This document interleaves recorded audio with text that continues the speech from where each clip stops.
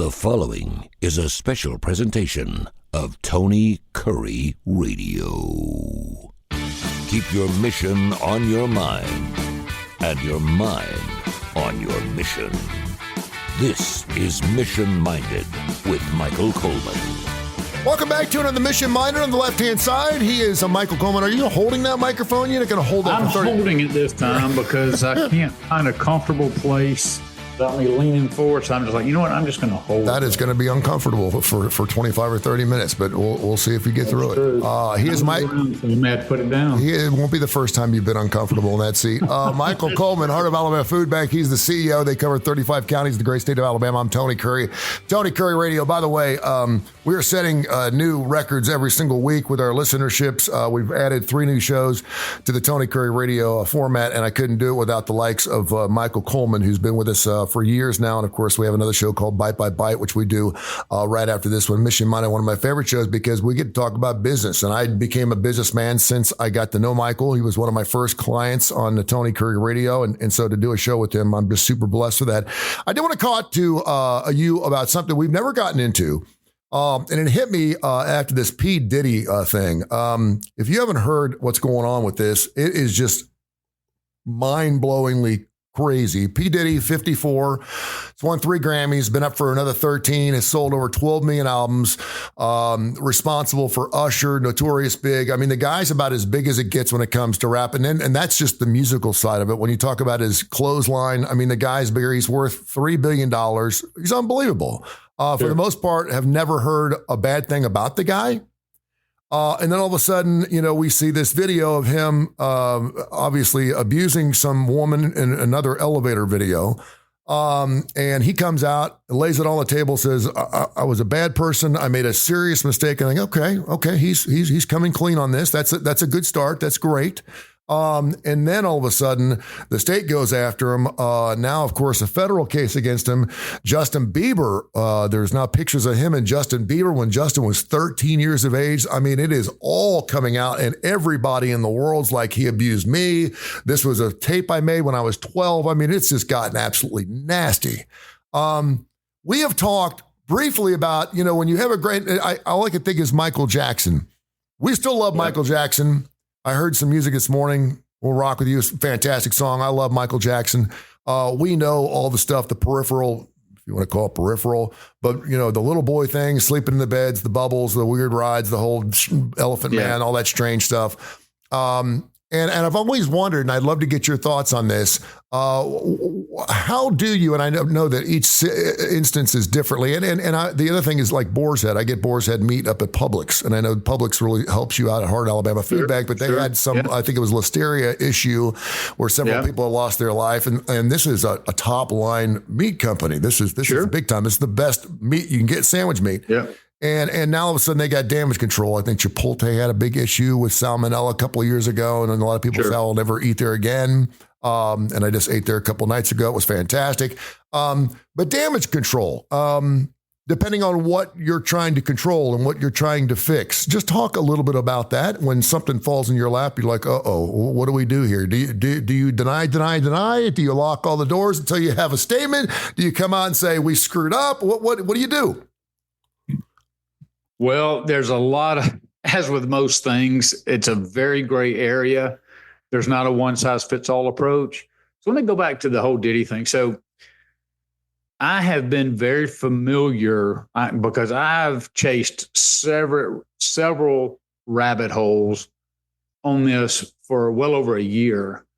Diddy's bodyguard came out on this, and this has been on social media. So there's lots of people who follow this on social media. And then once the algorithms on social media, the reels pick up, and that's kind of the content, then more and more started coming up. So I've been hearing about all these Diddy parties for years. And then so I already was familiar with basically Justin Bieber was turned over to him. You see Justin Bieber sometimes with mental health issues, and it's very likely it's because he was turned over by his parents because he wanted stardom, you know, and Diddy promised all those things. But it's well known that everybody from Usher on down to anybody Diddy's mentored has always come at a price, and that is his debauchery. There's no level of depravity that his bodyguards have talked about and people who intimately know him that he will not sink to. When I heard that there was 1,000 bottles of lubricant found, that there was narcotics, all that, that's stuff they've been saying for a long time. And there's so many of these things out there on the internet, you begin to wonder, well, if this is true, why hasn't he come under the attention of the authorities?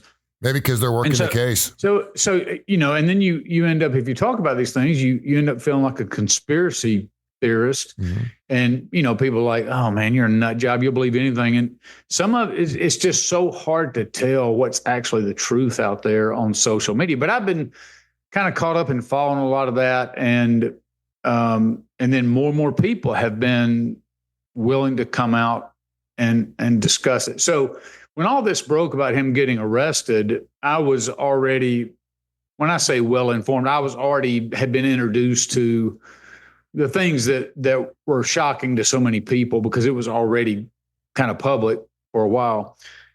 And the problem is this has been going on for years. And what happened was there were so many people involved and there were so many people who witnessed it. As a matter of fact, the thing that really blew it out of the water was when Cat Williams was on Shannon Sharp's podcast. And he even said, he talked about this, that he was offered $50 million 4 different times, but it came down. He said he and Ludacris were both offered that deal. One took it, one didn't. And he said the reason he didn't take it was because of exactly what's coming out right now. Because if you give in to some people even call it the Illuminati, that feel like they're above the law, they have power, they do what they want to do, they can pay any price. They're king of the world. There's nothing that they can't have access to. And so they throw out those kind of dollars. And he said, I absolutely refuse not to. And a lot of people were saying, oh, Cat Williams, there's no way that's true. And he even said, hey, it's coming out in 2024 is going to be the year. And here it is. It's coming to fruition, just as he said on that show. Now, when you look back on all that, there's lots of things that lead into that. And this is before we even get into really our main topic. But, there's lots of blame to be assessed. So you have somebody who's a serial rapist. You have somebody who's just hedonism at its finest, just serving every desire in his heart and has the power and ability to do it. And you look at a group of, you look at parents who want to achieve stardom and fame so bad for their child that they're willing to ignore, that they're willing to turn over a 13-year-old child to the care of somebody who, I mean, let's face it, there's nothing good about rap music. I mean, the content in it celebrates the demeaning of women, the debauchery, abuse. I understand it's a format for people to talk about their experience. So it's good for the artist, but it does not produce anything good for society. And so when you look at a man like that who's a leading industry, you get caught up in the fame, you get caught up in all that, but you're turning them over to somebody who has promoted things that go against the average person's values. So I think the parents and this chasing for fame, our 15 minutes of fame, this people who are striving to make living on TikTok, to be an influencer, they crave power, they crave fame, they crave recognition more than anything else in this world. And that's the culture that we live in. And when people give into that, there's some people that even knew what was coming and what was expected, still signed on for it. Mm-hmm. Hey, what's coming, but if that's the price for fame, then so be it. And you'd be surprised, I think, and we're talking every single level. Certainly the model business. We've seen this in Playboy, no the Hugh Hefner stories. I mean, if it has anything to do with sex and money, they're interchangeable in so many different levels. But here's what's so disgusting is this culture is not just found in hip hop, and it's found throughout Hollywood, and it's been there for generations. Sure. You hear nightmare stories about children, pedophilia in Hollywood, and executives. A mom would come in with her daughter, and the daughter would be separated from the mom and would go in. They talk Judy Garland and children being separated when they are sometimes even prepubescent, being taken into executive office. And hey, if you want a career, you're going to play the game, and you just become objects. And it's people using power. It's people using.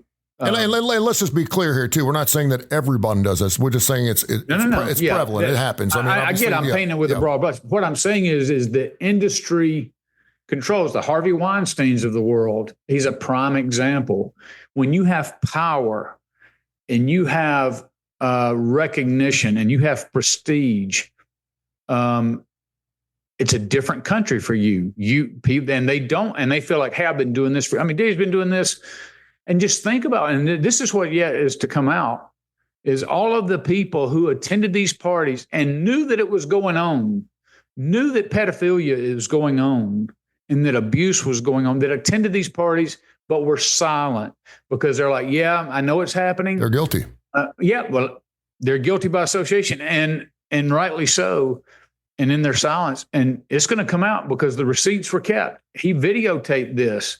So that's the other thing that is amazing to this. In case you don't, he videotaped everything. I mean, his bodyguards. It's crazy. That's right. So he dated Jennifer Lopez. She was at those parties, and now everybody's scrambling. You hear these people on podcasts talking about, people who are at these parties are scrambling right now, saying, is my name going to get associated? Is my name going to come out? Yeah, a lot of names are going to come out. And the question is going to be, hey, Hollywood, or hey, famous person, or hey, rich person, hey, powerful person, why didn't you step up in defense of those who don't have a voice? And I hope society crushes their grape nuts, because they deserve, they're playing at $20 million for a film, $10 million to represent this brand. No accountability, and they do some of the most horrific things that they're speakable. Now, let me break that differently than somebody who does something within a company or associated with a company or a company itself doing something that leaks out to the public. And how do you protect that brand? Yeah, and that's really where I wanted to go. And I was using it as an example. I didn't want to go Heidi Fleiss or Jeffrey Epstein on you, because, we obviously know they're guilty of sin, and we do want to see their grape nuts crushed. With that being said, they obviously have thank you for giving me a few minutes to vent about that. No, I feel your passion. I think a lot of people would agree with you. But, sometimes things come out that you can control, and sometimes there's things you can't control. And so I kind of want you to deviate the difference between those two things and how you deal with those. Yeah. So I will tell you, I've been involved with an organization. I will obviously not identify that organization. But the first and foremost thing where I, as the leader of the organization, when something becomes known, that you instantly go into, okay, how do we respond? So you have so I've been in the nonprofit space. And you have a board of directors. So you don't get the sole voice. It's not like you own the company. You are the face of the company, but you don't get the sole voice. Well, when something comes out, you're like, okay, am I willing to cover up something, or am I going to be a person of integrity, even if it means coming back on me? Mm-hmm. So that's a decision that every leader has to make. And then when you do, you also, if you have a board of directors or some type of governing authority over you, then you have to make sure that if you're going to be that person of integrity, that you have to say, come what may, I am not going to hide facts. I'm not going to, the cover up, whatever it is. Now, I also think that it's normal business, like businesses encounter things all the time. And so you don't want to call a press conference and to announce something that's happened within the company, maybe, somebody stealing from the company or somebody within the company that's nefarious or whatever. Lots of times, you could just fire that person or whatever. But if it shows something that's actually going to reflect on your brand, then to me, as a rule, it's always better to handle it up front. If it is a serious danger of getting out to the public, and not so much just getting out to the public, but if you don't fill that information void, other people will fill that void. Mm-hmm. So the question, it's always best to be transparent. It's always best to be out front and to share information.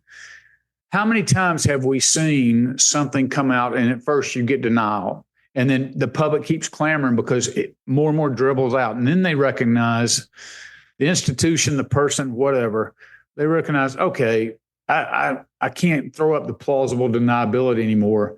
Now I have to say, well, something happened, but it's not what it is. And you're always chasing your tail. You're always chasing the public. And let me just say this one thing about it. But when you deny and you know you're guilty, that guilt association will always haunt you. It will always follow you. O.J. Simpson may have not spent any time in jail for killing his wife, but everyone knew what happened, and he was never the same. Now, he had to be narcissistic enough in his life to live his life knowing that no one liked him. And, of course, he had his close-knit group of friends and never left. Sure. But, I mean, it's important to remember that we are a redemptive society. We have a guy like Michael Vick who fought dogs, who people swore off, said the guy should be killed for it. He should be put on the electric chair for it, and then received a $100 million contract 2 years later from the National Football League. And now all of a sudden is an ambassador for pet. So, I mean, we are a redemptive society. We want to forgive, and we give more than one or two, but you got to come clean first. And so when people don't realize it, again, it depends on what you're coming clean on, right? I mean, is this something that's going to put you away for jail for a long time, or are you just admitting to the wife that you just slept with your neighbor? Yeah, because I mean, people always, you always say, okay, if I am transparent, if I'm truly sorry for what happened, even if it wasn't by you, it was the effect that maybe the company you represent had. If you are not you always are thinking about, okay, if I do become completely transparent and lay it all bare, it may be something that the company doesn't. And so it's doesn't recover from. So it becomes a calculated risk. Maybe attorneys are advising you, do not say a word. Do not say a word. Maybe there's other interests that are applying pressure. All of that is understandable. I get it. In my particular case, I informed my board that I would deal with this issue forthrightly. I would report it to anybody that had a vested interest in it or affected in a real way. And that, however, I'm not going to call a press conference and blab it to the media and invite attention to it unnecessarily. Mm-hmm. But I also made it very clear, if confronted by this case, it was not law enforcement, but let's just say it was. Okay. If law enforcement was involved, if other authorities were involved, I am not going to compromise my personal integrity, because just as you said, once you do that, so let's say I come out and say nothing happened, at any point that I have to backtrack and say, well, something happened, then all trust that I've spent years to try to build is eroded. And so, but some people, going back to the people we were talking about at the beginning of this, feel like, well, who cares? I've got enough power. I can't be brought down. I am, in their own minds, too big to fail, too big to prosecute. I mean, and Diddy's finding it out in prison, offering $50 million and an ankle bracelet to serve his time out in jail. Isn't that strange that he would offer that as his bond? Because that $50 million number's come up quite a bit. Yeah, I mean, but it's that mindset of, well, I'm rich beyond. They don't have the right to hold me here. That my crimes are, I'm just above all this. And he would have been better off to offer $1 million, because putting a $50 million makes it look like he's guilty as hell. He knows he's done something wrong. I would have done it, but you're right. Putting $50 million makes it look like. It looks like he's been, and one guy that I think has done it right, and it took him 3 or 4 times, is Tiger Woods. I mean, he denied everything, got the 7-iron upside the head, wrecked the car. Then, of course, he got, the DUI. Then he got the drug thing on the side. But, I mean, he finally came out and just said, listen, man, I thought it was just it was almost poetic. He said, listen, I got away with it so long. I'm Tiger Woods, and no one's going to take me down, and I'm above all this. And now I realize that I'm not. And it's again, are you sorry because you got caught, or are you sorry because you're truly sorry for what you did? That's right. So that's those are things that, you're guilty of. I've also seen it to where you have less, like people are always trying to, like in Hollywood or powerful people, they hire people that are always trying to manage their images. So, and this gets mixed up in this as well, because you're always trying to present your brand, whatever that is. If it's you, if it's an individual, if it's a company, you're always trying to put it in the best light. But there's so many things that happen that when you follow Hollywood and I follow a lot of stories, not from an admiration standpoint, not from I get my news and my fix from them, but just how fake and artificial everything is. A lot of these dramas that so-called affect them in a negative way are actually created by their own marketing team to elicit sympathy or to get them in the news, to get them as a hot commodity, or, to just because they've gone from A list to B list to C list, and things like that sometimes can elevate you back in the news, maybe get you a part in a movie, create a buzz about you or whatever. And I know that's not exactly, but it's just where our society is going. We idolize the famous, and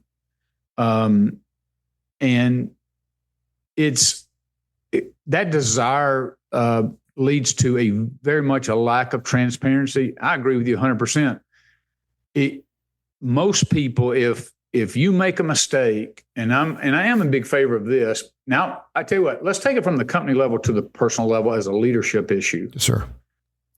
There have been times to where I have made a decision, and that decision was not a good decision. Turns out it wasn't a good decision. And all you can do is own that decision. And I've called directors in and I said, listen, I was ready to go down fighting for this decision. And it turns out I was 100% wrong. It's incredibly humbling. But to a group of directors or people under you, they're like, okay, this boss owns it. He's not trying to throw anybody else under the bus. It's a very valuable thing. And I've been there, unfortunately, more times than I'd like to admit, where I'm saying, hey, I was wrong, but it's almost refreshing. It's almost soul cleansing to go through that process to realize, hey, I'm not up here just because you have a label like CEO, or you have this influence, or you have this record, or you have this movie or whatever. We elevate ourselves up instead of just seeing that, no, we're people in this world. We have brokenness. And when I start using power and influence to only serve self rather than serve those that I'm leading, or serve those or to help those that I'm serving, like in our community, when you use power a self-serving way, inevitably you're going to find yourself in a Diddy type situation. Yep. Not to that extreme, no. To the length that he has. But this is what you see: unfettered power, access, influence for, 30 years. Yeah. And this is the result. We always talk about, you should act like someone's always watching you, and it's most important to act the best when they're not, because there is one person that's always watching us, and that's the man upstairs. And I always, it's for a bigger picture. I always think to myself, what's at our age, we start asking questions like, what do you want to be remembered by? And what is your legacy? What do you want your legacy to be? And I think of people who lost it towards the end of their lives, whether it be Joe Paterno, who, whether it was right or wrong, he knew it was going on, but he will always be remembered for the Jerry Sandusky situation, which is really unfortunate because he gave his life and heart. He was a great coach. And I think he was a great guy. I think he was. And I think he got a little senile. And I think he had so many people covering his tracks for a long period. He wasn't even recruiting anymore. He was just his name was just on the board. Just a figurehead. But he was the Penn State brand. He was. And those are people who denied. But think of what they put that institution and football and sports while he was raping young men in the Penn State locker room shower. And people saw that. And I even saw one coach that was just I mean, he brought it up, but he also didn't walk away from his job when it wasn't dealt with. Yep. And if Jerry, not Jerry, but Joe, if he didn't know about it, he should have known about it. And that's where that's what's one of those things where you're sinning if you say something and you're sinning if you don't. And that's where, wow, that's really sad that you didn't know enough about your program. And so that's where his guilt of association. Bill Cosby's another guy where, golly, I grew up my entire life watching Bill Cosby. My kids watched my kids watched Little Bill. It was fantastic. Yeah. It was great. Yeah. And really for the black culture, it was a really important movement for the black culture because we hadn't seen a family like the Huxtables. We hadn't seen a very successful, we were used to seeing the Good Times families, right? And the Sanford and Sons. Right. We never saw a rich, successful black family. And that was really important culturally for this country. And again, a really funny guy, and now he'll never be remembered for any of the stuff. There's no way to redeem yourself. And I guess depending on at what point in your life, Diddy's 54 years of age, can he save it? Sure he can. I believe that. Now he may have to save it in prison. That's what I'm saying. I don't think he's going to. I don't think it was ever going to see the light of day. Yeah. I think he's going to have numerous lawsuits that are going to strip him from wealth. I mean, he'll always have some hidden wealth that people can't access in his life in jail. But I think I do believe at some point he's going to take his own life or somebody's going to take his life. I think he will too. I think he's probably already tried. And I think no matter what he has done, he's going to be remembered just like Bill Cosby and Jerry Sandusky. I mean, Joe Paterno, all those. If he would have come forward at some point and said, I've been involved in some things I'm ashamed of. I don't want to be that person. I want to, I'll pay whatever cost I need to, and I'm walking away. People have wide open arms that go, because we connect with our own brokenness. I don't know if anyone's ever admitted that much though. That's what I'm saying. A little bit's fine, but nobody's going to give him sympathy. The only reason he's where he is because he got arrested. No, and just because you admit something doesn't mean you're not going to be disciplined for it either. That's right. You just told me I thought you were sleeping around with one girl. Now you're telling me you slept with 13. Well, I appreciate that. I know that makes you feel better, but that doesn't change the fact you slept around with 13 women.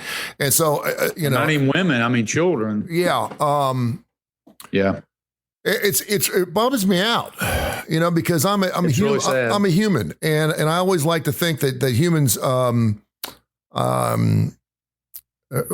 think we all have good hearts. I know it's not the person; it's the evil behind the person, and I know it's the devil doing his work. And not to take any responsibility off the individual. Don't get me wrong, but when we're angry with somebody, we should be angry with the fear and anxiety that they bring us through. That the devil.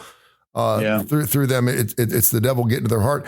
And then when you're talking about successful, I mean, we're all striving. I'm going paycheck to paycheck, and you're right. You're talking about movie stars making $20 million for a movie and stuff. And you're like, and you can't stay out of trouble. You had to get behind the wheel of the car, when you're drunk, and you didn't have to do that. And that's but we'll never know what it's like to be in those shoes because we've never been there. But it does make me realize this, and then I'll let you go. It does make me really appreciate the Michael Jordans of the world. And I got to be careful because I don't know these people either. The Mr. Rogers. He's got his own debauchery issues. The Mr. Rogers of the world. These people that have been world famous that people can't find anything on. And I know they're out there. LeBron James, another guy, I think for the most part has done it right. Kobe Bryant, even got tagged for raping. But you think about people like Bill Gates, always been very respected, built Microsoft and all that. His wife left him and he was one of the primary people on Epstein Island. Mm-hmm. Yeah. And yet he's still held up because he's a billionaire and he has the Bill and Melinda Gates Foundation. and he's given out billions of, over his time, I think billions of dollars. And so he's done a lot of good. But when you talk about the person and who he is at his core, what's so shocking about all this is when these things come out, you're seeing who the true person is. Like when they feel like you can get away with anything. Like if I felt like if I could get away with it, I still wouldn't go harm intentionally and abuse another human being, especially a child, for my own sexual gratification. If you do that, then you're like, well, that's the core of who you are, because anybody can put a front up there. And so we just think, oh, Bill Gates is a great guy. He gives away a lot of money. He hard worked. He did Microsoft. He's done a lot of good for the world. But then you look at who he is behind the scenes. Yeah. And unfortunately, I think a lot more names are going to be coming out of people we idolize or people we hold up in society as being stand-up people are going to be coming out in more and more type controversies like this. This is Mission Minded. Keep your mind, your mission on your mind. If you got any thoughts on what we talk about here or any of our shows, of course, you can go back and listen to all of our shows. Just search up Tony Kurre Radio Podcast. Tony, it's Kurre with a Curry with a K, Kurre podcast. It's beautiful. You can see all 18 of our shows we do, and they're fantastic. You can go back and listen to all of them. info@TonyCurryRadio.net. info@TonyCurryRadio.net. Coming up next right here on our network of radio stations, not to mention wherever you get your favorite podcast, search Bite by Bite. It's a wonderful show that's specific to Feeding America and the Heart of Alabama Food Bank. That comes up next right here on TKR. This has been a special presentation of Tony Kurre Radio.